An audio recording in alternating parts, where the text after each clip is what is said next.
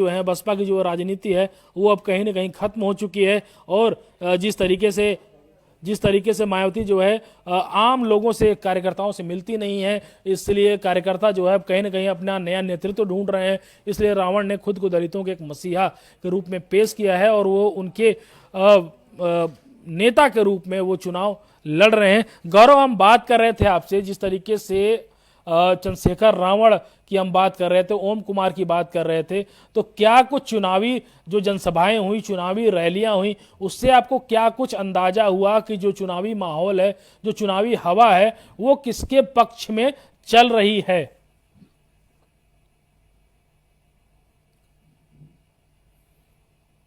गौरव, मेरी आवाज आ रही है अब तक? मेरी जी, जो मेरा गौरव आपसे सवाल था कि जिस तरीके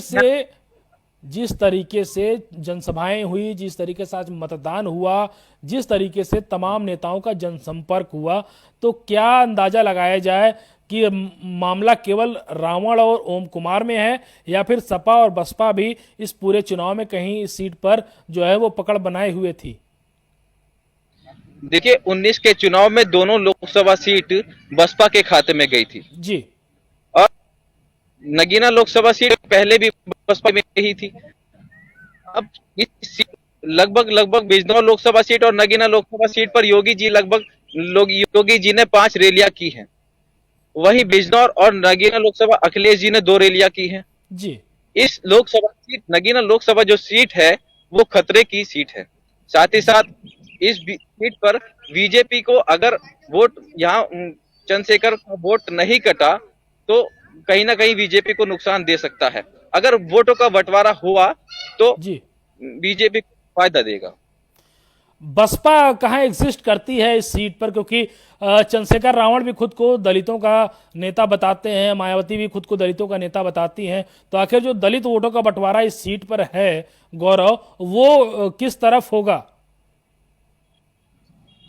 देखिए, दलित वोटों का और मुस्लिम वोटों का बंटवारा हुआ तो वो बीजेपी को बिल्कुल लाभ देगा। अगर ये नहीं हुआ तो चंद्रशेखर आजाद का सिर पे सेहरा सांसद का जरूर सजेगा। अगर बात करें बसपा की, तो बसपा का जो काडर है, जो बसपा के पुराने वोटर हैं गौरव, क्या वो बसपा की तरफ उनका झुकाव है, या फिर वो चंद्रशेखर के रूप में उन्होंने चंद्रशेखर को अपना एक नया नेता मान लिया है?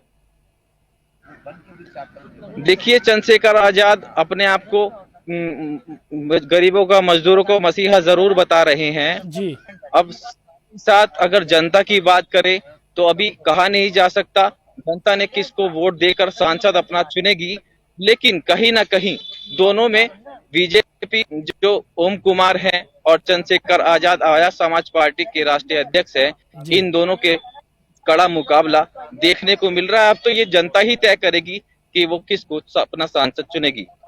ठीक है गौरव, बहुत बहुत धन्यवाद आपका इन सब महत्वपूर्ण जानकारी के लिए।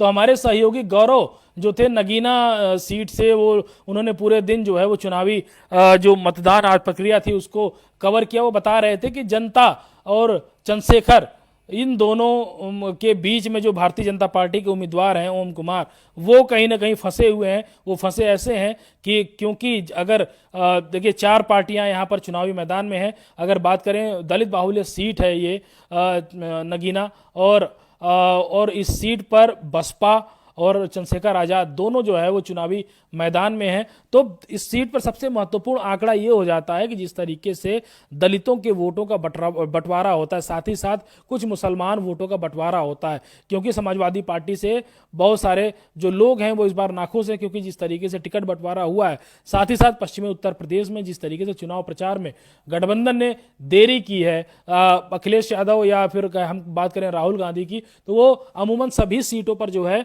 वो नहीं पहुंच सके। उन्होंने कुछ छिटपुट रैलियां, जनसभाएं की, जो एक रोड संपर्क या रोड शो हमने देखा था विधानसभा चुनाव में या पिछले लोकसभा में चुनाव में, वो इस तरीके का नहीं हुआ। साथ ही साथ पश्चिमी उत्तर प्रदेश में जो तमाम वोटों का जो सीटों का जो बंटवारा था, साथ ही साथ जो उम्मीदवारों का चयन था, उसको भी लेकर काफी लेट लतीफी हुई।